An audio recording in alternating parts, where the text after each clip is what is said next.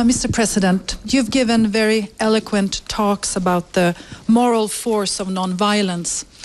I was wondering, could you describe the dilemma to be a Nobel Peace Prize winner and getting ready to attack Syria?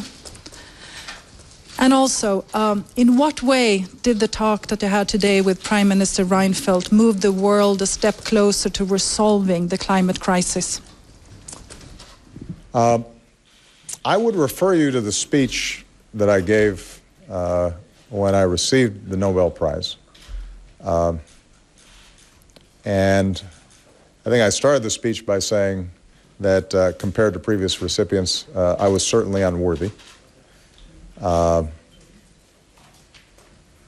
what I also described was the challenge that all of us face when we believe in peace, but we confront a world that is full of violence and occasional evil. And the question then becomes, what are our responsibilities? So I've made every effort to end the war in Iraq, to wind down the war in Afghanistan, to strengthen our commitment to multilateral action. The United States should take military action against Syrian regime targets. I'm confident in the case our government has made without waiting for UN inspectors.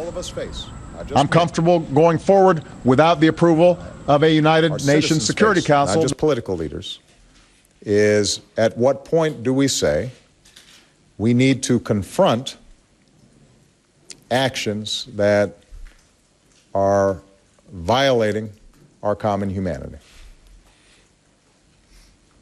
And I would argue that when I see 400 children subjected to gas, over 1,400 innocent civilians dying senselessly, in an environment in which you already have tens of thousands dying, and we have the opportunity to take some action that is meaningful, even if it doesn't solve the entire problem, may at least mitigate this particular problem, then the moral thing to do is not to stand by and do nothing.